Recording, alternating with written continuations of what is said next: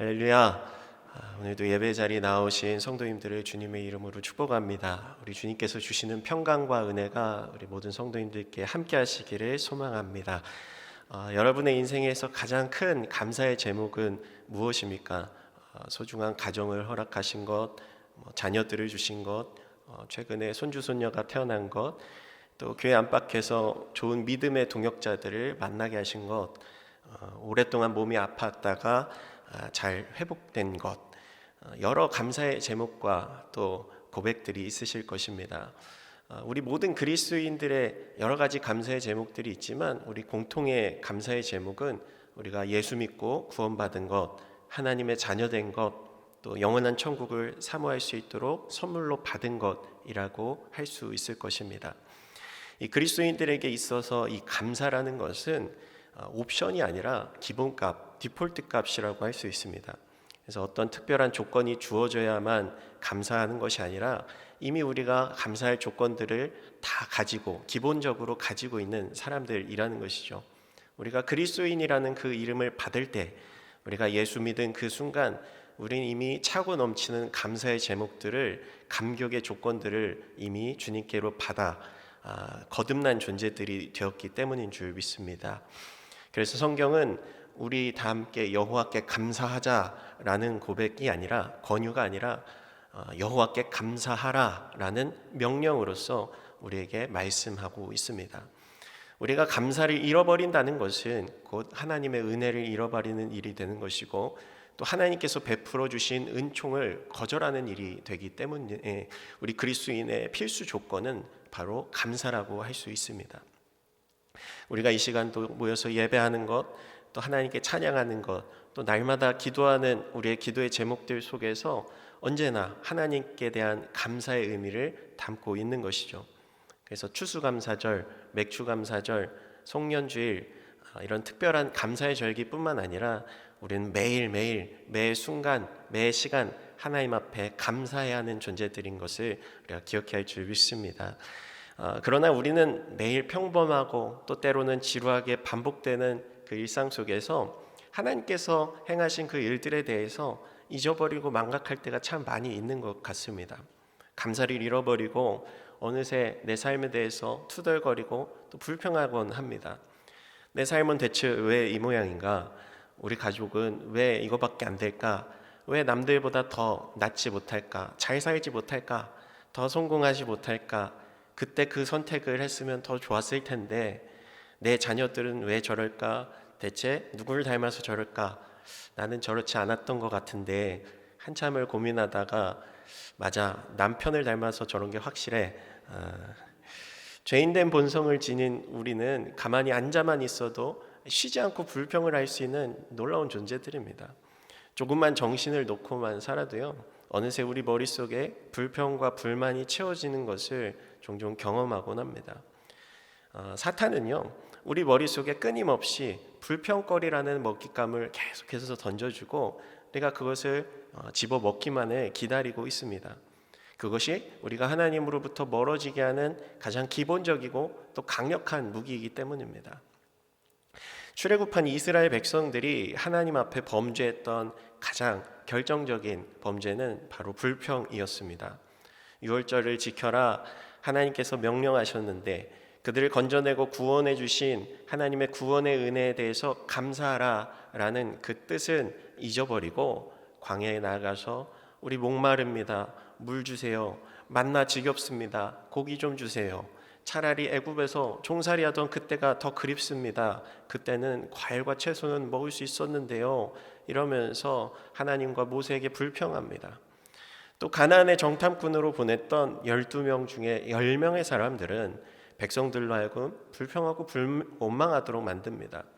저 사람들은 기골이 장대하다, 우리는 메뚜기 같아서 저들을 절대로 이길 수 없다.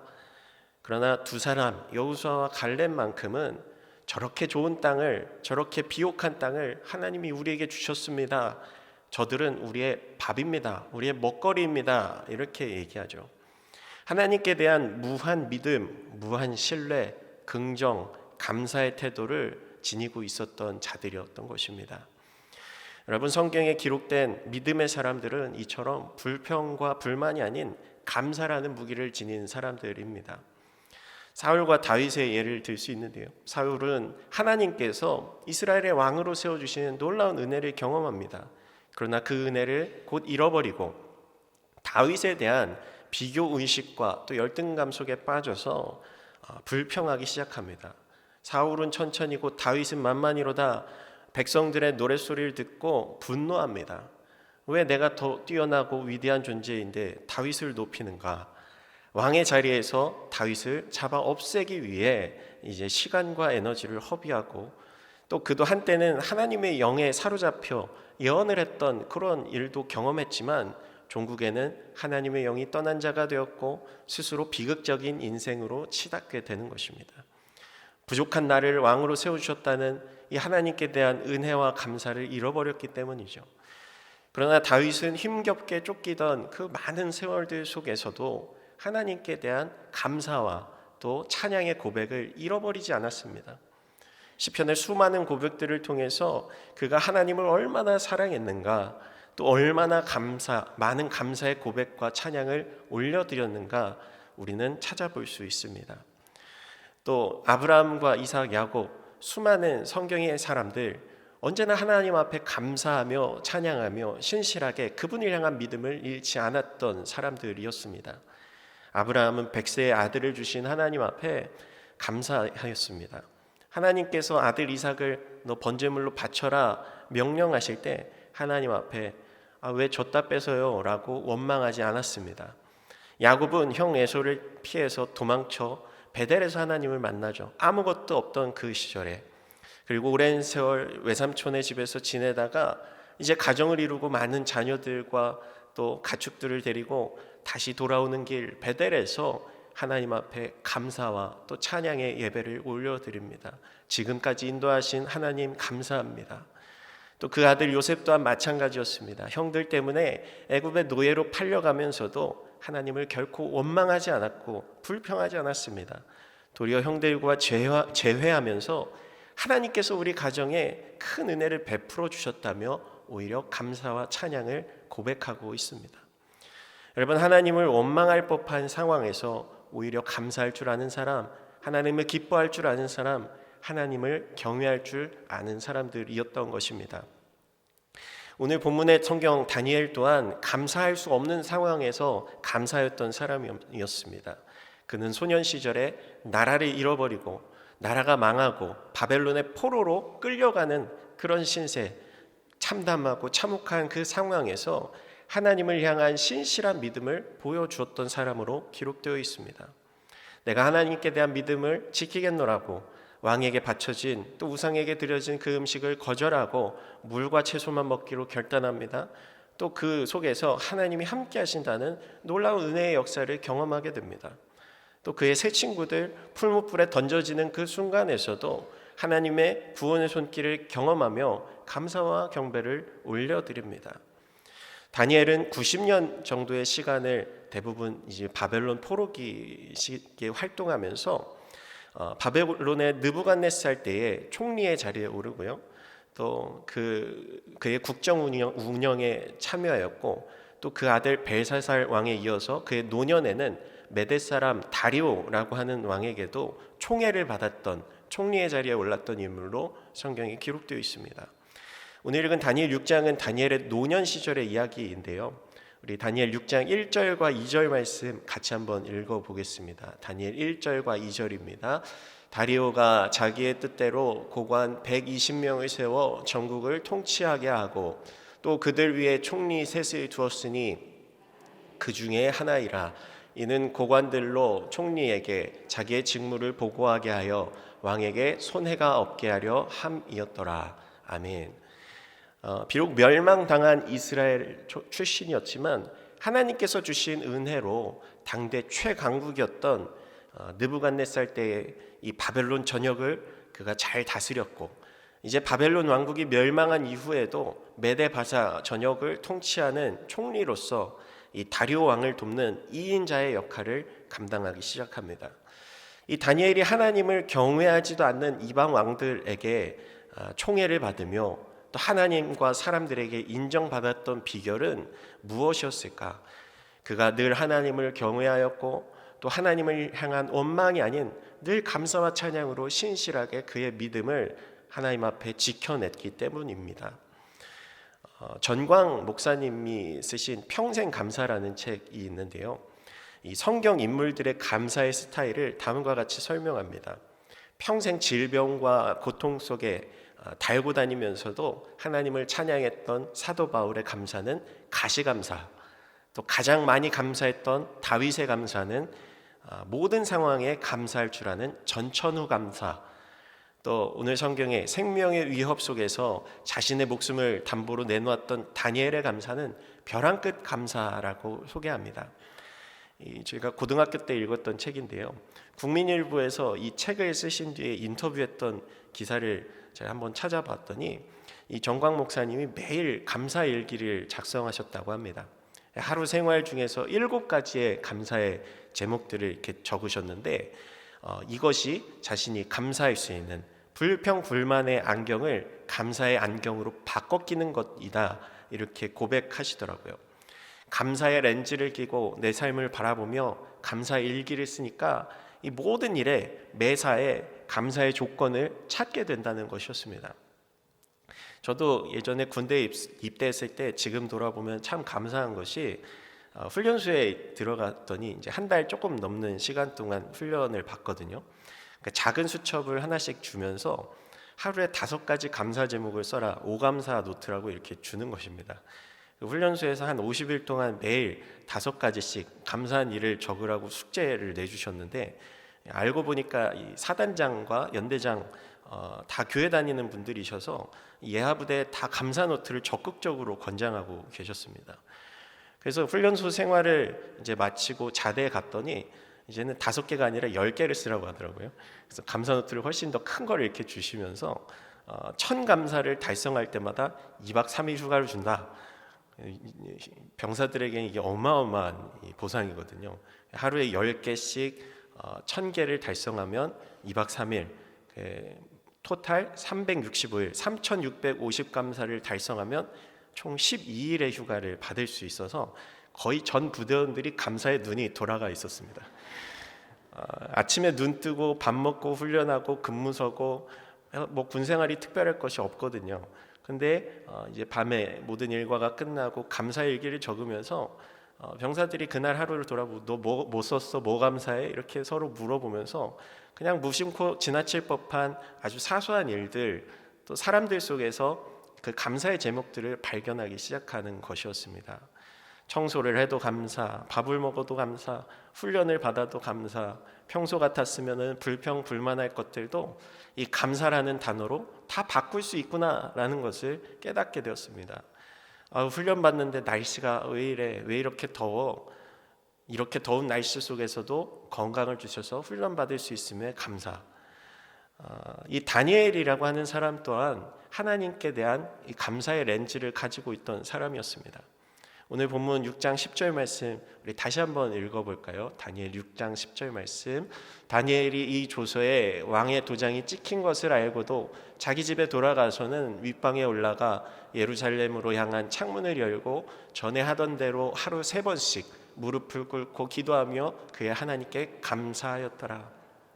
이 감사의 원어가 야다, 히브리어로 감사하다, 찬양하다라는 2가지 모든 의미를 가지고 있는데요. 하나님께 감사했다, 하나님 앞에 찬양을 올려드렸다, 이런 의미로 해석할 수 있습니다. 저는 늘 이 말씀을 읽으면서 다니엘은 무엇으로 인해 감사하며 찬양하였을까 궁금했습니다. 오늘 다니엘서를 묵상하면서 다니엘의 품었던 감사의 제목은 무엇이었을까? 또 우리의 평생의 감사의 제목은 무엇이 되어야 할까? 우리 함께 살펴보기를 원하는데요. 첫 번째는 우리 지난날에 대한 감사, 과거에 대한 감사라는 것입니다. 오늘 다니엘이 습관에 따라 전에 하던 대로 그가 소년 시절부터 하루에 3번씩 기도했다라는 그런 기록은 없지만 분명한 것은 이 바벨론의 포로로 끌려왔던 그 시절부터 이 그의 노년에 이르기까지 그의 신실한 믿음을 굳건하게 지켜내고 하나님께 대한 감사, 감격을 놓치지 않았다는 것은 분명합니다. 다니엘에게 있어서 그가 늘 감사할 수 있었던 것은 그의 지난날 나와 일평생 함께 하셨던 하나님, 다니엘 1장부터 6장에 이르기까지 그의 소년 시절 비록 포로 신세였지만 하나님께서 늘 함께 하신 것에 대한 감사, 나를 버리지 아니하시고 나를 붙들어 사용해 주신 것에 대한 감사, 또 비천한 출신이지만 바벨론의 총리로 세워주신 것, 사용해 주신 은혜에 대한 감사였습니다. 여러분, 우리가 하나님 앞에 감사할 수 있는, 또 감사드려야 하는 가장 첫 번째 이유는 이처럼 그분이 우리 가운데 이미 행하셨던 일로 인한 감사입니다. 그리스도인에게는 누구나 하나님께서 베풀어 주신 지난날의 은혜가 있고 또 하나님께서 인도해 주셨던 그 고백과 간증들이 있습니다. 우리는 이것을 잊지 않고 늘 기억해야 한다는 것이죠. 우리가 이 시간 수요 예배를 모였는데요, 예배는 하나님의 은혜를 기억하는 행위로 정의되기도 합니다. 이 예배 시간을 통해서 하나님께서 지난날 행하셨던 일, 성경 속에서 또 우리의 삶 가운데서 행하셨던 그 은혜를 다시금 기억하고 회상하는 시간들이라는 거죠.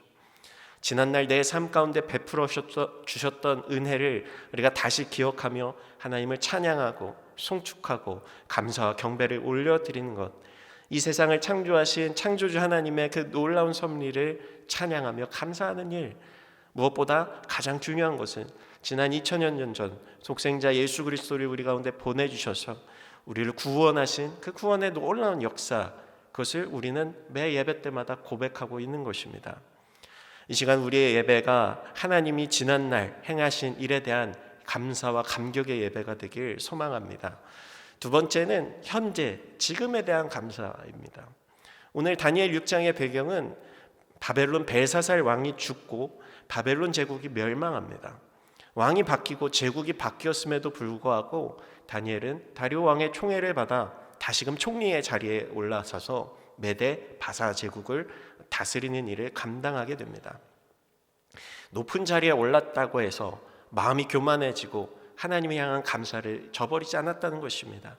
또 총리라서 너무 바쁘다고 기도하며 감사하는 일을 뒤로 미루지도 않았습니다. 많은 일들을 감당해야 했음에도 불구하고 하나님이 그의 마음에는 늘 1순위였다는 것입니다. 빌 하이벨스 목사님의 너무 바빠서 기도합니다 라는 책 제목처럼 일이 많을수록 우리는 더 기도하고 또 내게 주어진 지금의 상황 가운데 우리가 더 감사할 수 있는 것, 그것이 바로 우리 주님께서 우리 가운데 명령하고 말씀하시는 감사하라는 명령입니다.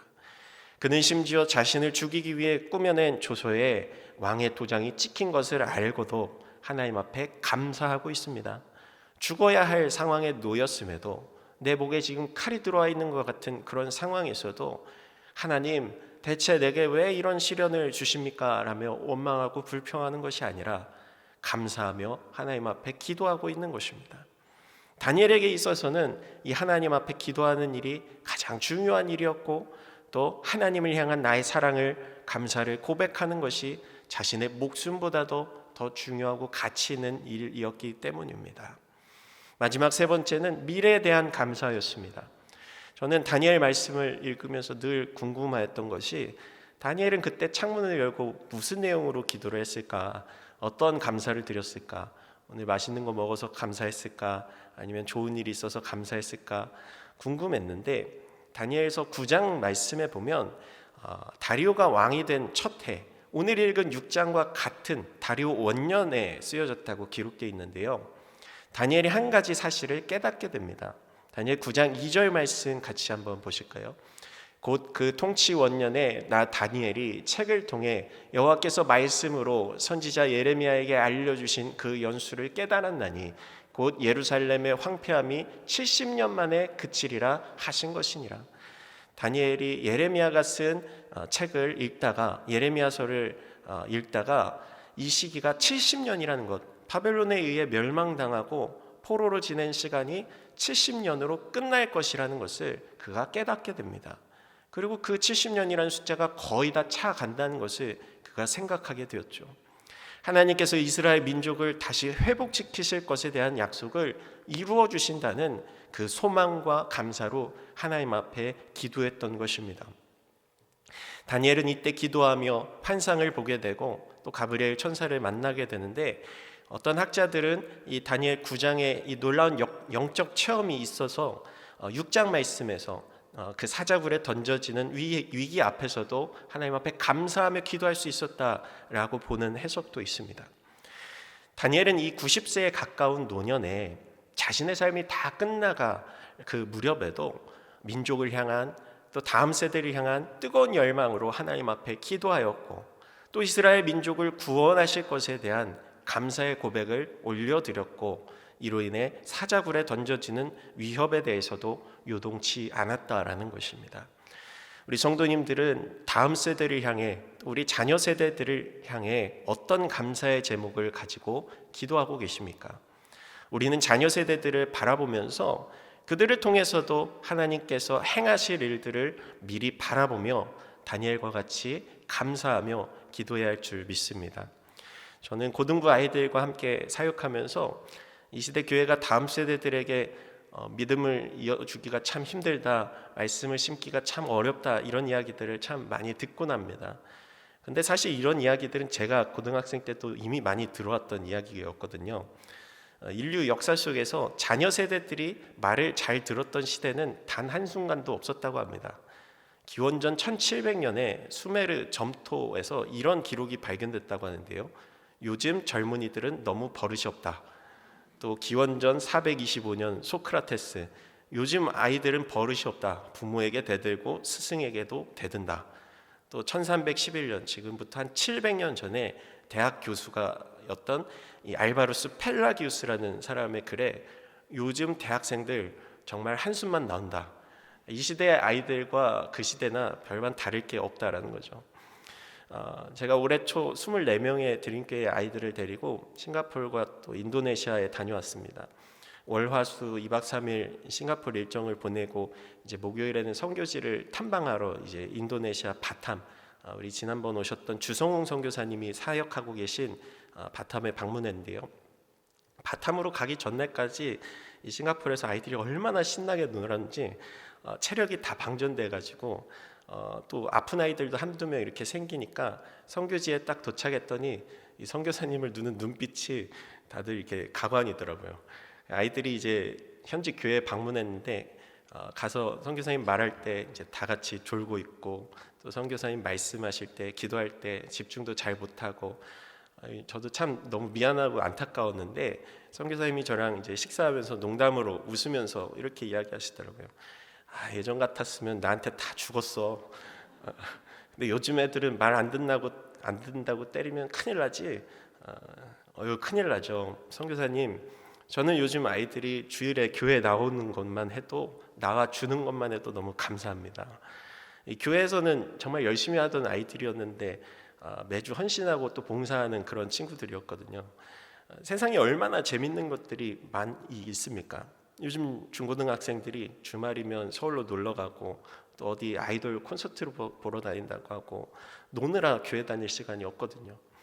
고등학생들은 벌써 알바한다고, 집이 힘들어서가 아니라 용돈이 없어서가 아니라 데이트 비용 마련한다고, 또 돈 모아서 자기 사고 싶은 옷, 물건 산다고, 토요일 밤늦게 알바하다가 교회 못 오는 그런 아이들도 몇몇 있습니다. 그런데 주일마다, 토요일마다 예배 시간 지킨다고, 찬양단 연습한다고, 또 임원이라고 이렇게 헌신하고 봉사하는 그 아이들을 보면요, 어느 부분에서는 오히려 저희 때보다 더 나은 부분들이 있더라고요. 하나님은 우리 자녀 세대들을 통해서도 여전히 이 땅을 향한 구원의 계획을 이루어가고 계신 줄 믿습니다. 다음 세대가 많이 힘들다, 어렵다, 복음화율이 낮아졌다 말하지만, 또 동시에 어둠이 짙어질수록 빛이 더 빛나는 것처럼 하나님께서 이들을 통해 더 크고 놀라운 일들을 일으켜 주실 것을 기대하게 됩니다. 영성은 달라도, 또 우리 부모 세대들과 하나님을 사랑하는 방식과 색깔은 달라도 그들 나름대로 하나님을 향한 사랑과 믿음을 잘 지켜나갈 수 있도록 기도해 주시길 바랍니다. 다니엘의 기도는 하나님이 이스라엘 민족을 멸하지 않으시고 회복시켜 주셔서 하나님께서 놀라운 은혜와 사랑을 다음 세대에게도 부어 주실 것에 대한 기대와 소망과 감사의 기도였습니다. 우리도 또한 우리 세대, 우리 이전 세대에 하나님께서 부어 주신 놀라운 구원의 은혜, 또 부흥의 역사가 우리 세대에서 끝나지 아니하고 또 다음 세대도 이어지기를 기도하며 날마다 나가야 할 줄 믿습니다. 우리의 감사의 태도에 대하여 사도 바울은 데살로니가전서 5장 18절에 이렇게 말씀하죠. 범사에 감사하라. 이것이 그리스도 예수 안에서 너희를 향하신 하나님의 뜻이니라. 우리 함께 같이 봉독해 볼까요?